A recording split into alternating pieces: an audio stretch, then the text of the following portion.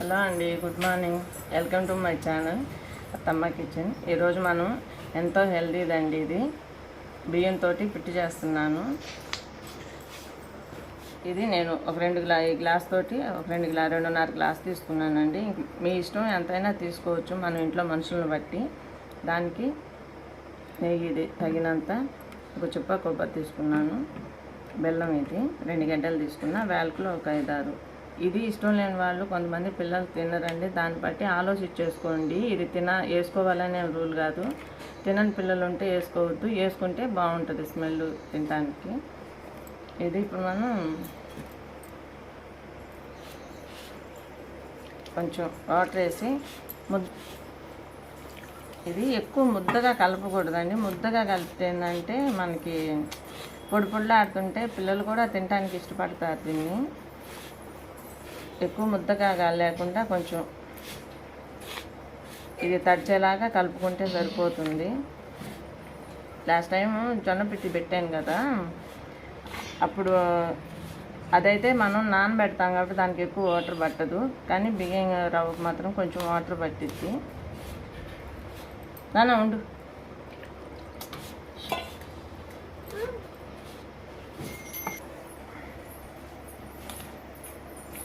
ఇది ఇంకా మనకి కలుపుకుంటాం అయిపోయిందండి. ఇది ఒక 2 నిమిషాలు తడిపి పెట్టిన తర్వాత 2 నిమిషాలు ఉంటే నానుతుంది. నానితే కొంచెం ఉడకటం మనకు బాగా వస్తుందండి, లేకపోతే ఉడకదు.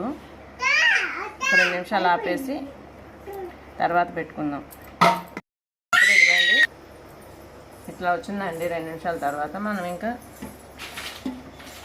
ఇడ్లీ ప్లేట్లో పెట్టేసుకోవచ్చు. ఇంకా ఒకటండి, క్లాత్కి దబర్కి ఒక క్లాత్ కట్టేసి పెట్టుకోవచ్చు. అలా పెట్టుకున్నా ఇంకా బాగా వస్తుంది, కానీ నేను ఎక్కువ ఇడ్లీ దాంట్లోనే పెడతానండి ఎప్పుడు. అసలు మా చిన్నప్పుడు అయితే దబర్కి గుడ్డ కట్టి పెట్టేదే బాగుండేదండి, కానీ అదే రుచి అసలుకి. కానీ ఇప్పుడు మనకి రెడీమేడ్ కాలం అయిపోయింది కదా, ఇలా పెట్టడం ఇప్పుడు ఎక్కువ తొందరగా అయిపోతుందని అది కొంచెం లేట్ పడుతుంది. తొందరగా అవుతుందండి ఇలాగా.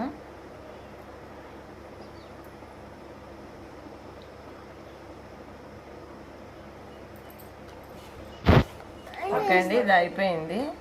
ఇలా మనం అక్కడక్కడ కొంచెం ఇలా పెట్టినప్పుడు ఏంటంటే లోపల బయట మొత్తం సమానంగా ఉడుకుతుంది మనకి. ఇలా లోపల మళ్ళీ పచ్చిగా అవుతుంది. ఓకే, సరిపోయింది. ఇంకా ఫోన్ వస్తుంది. మనం ఇప్పుడు పొయ్యి మీద పెట్టుకుంటున్నామండి. స్టార్టింగ్లో కొంచెం ఆయిల్లో పెట్టి తర్వాత కొంచెం మంట తగ్గించి సిమ్లోనే ఉడకాలండి, అప్పుడు బాగా ఉడికిద్ది, లేకపోతే ఉడకదు.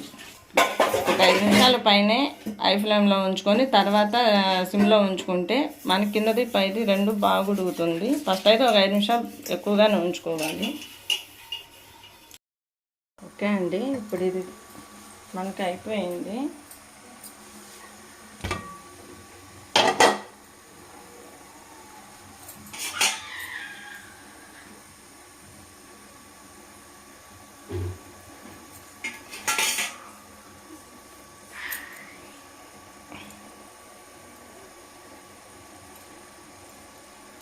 ఉడికిందండి, తీసి ఇప్పుడు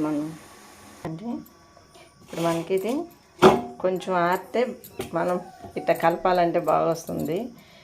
ఆరకపోతే చెయ్యి మంట వస్తుందండి. ఆరాలి ఇప్పుడు. ఇది పెద్దల కాలంలో వాళ్ళు ఎందుకు అంత బలంగా ఉన్నారంటే, మనం ఎందుకు ఇంత బలహీనంగా ఉన్నామంటే ఈ తిండిని బట్టే. అప్పట్లో 2 రోజులకు ఒకసారైనా పాలు, పెరుగు, నెయ్యి అసలు ఎక్కువ తీసుకునేవాళ్ళు. ప్రతిరోజు ఉంటుంది, కానీ ఇలాంటివి అనేవి 2 రోజులు 3 రోజులకైనా తినేటోళ్ళు అంటే మా నాన్నమ్మ కూడా చెప్తుండేది. అందుకేనండి వాళ్ళ అన్నాళ్ళన్నా బాగున్నారు, ఏ బీపీలు షుగర్ లేకుండా. ఇప్పుడు మనం తినే తిండి చూడండి ఎలా ఉంటుందో. మనం తినే తిండి వల్లే మనకు వచ్చే వ్యాధులు కూడా అలాగే ఉంటున్నాయి. ఇది బాగా కలపాలండి. వేడివేడి దాంట్లోనే బెల్లం వేసుకుంటే బాగా వస్తుంది, పొగలు వస్తుంది. ఒక 2 నిమిషాలు ఆరనిద్దాము, అప్పుడు బెల్లం వేస్తే బాగా వస్తుంది. ఇది కొంచెం ఒక 2 నిమిషాలు ఆరనిద్దాం. కొంచెం ఆరుతుంది, వేడి మీదే కలుపుకోవాలి. ఇప్పుడు మనం దీన్ని మళ్ళీ చల్లగా అయిపోతే ఈ ముద్దలంతా రాదండి, గట్టిగా అయిపోతుంది. ఇది కొబ్బరి, యాలకులు కొంచెం రోట్లో వేసి నూరేనండి. రోట్లో వేస్తే కొంచెం పలుకు తగులుతుందని బెల్లం తురుము పెట్టాను.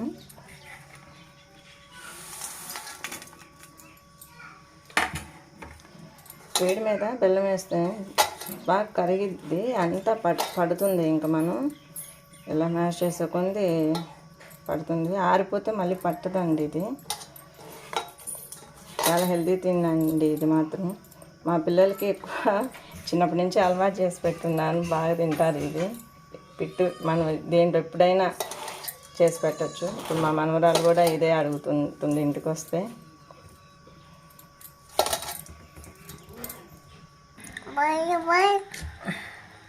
ఓకే అండి, ఇది ఇలా వస్తుంది.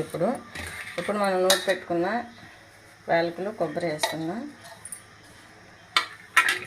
నెయ్యి వేసి ఇంకా బాగా పిసకాలండి. అంత పిసికితే అంత బాగా వస్తుంది, రుచి కూడా ఆ ముద్ద లేకుండా రావాలి. ఫైనల్గా ఇట్లా వచ్చిందండి.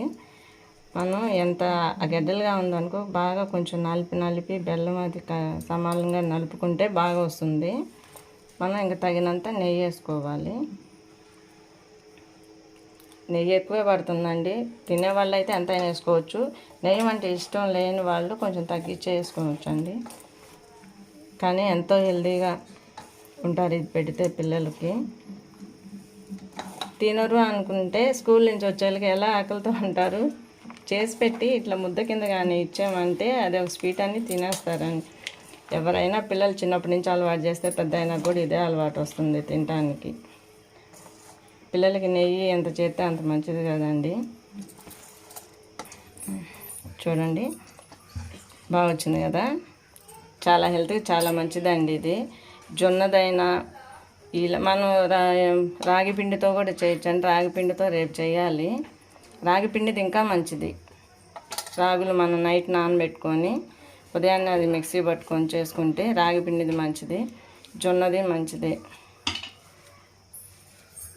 పిల్లలు తినలేదంటే ఇలా ముద్ద కింద చేసి ఇవ్వండి అండి. అది స్వీట్ లాగా ఉంటుంది, స్వీట్ అని కంపల్సరీ తింటారు. ఈ వీడియో నచ్చితే ఒక లైక్ ఇవ్వండి, షేర్ చేయండి, సబ్స్క్రైబ్ చేయండి.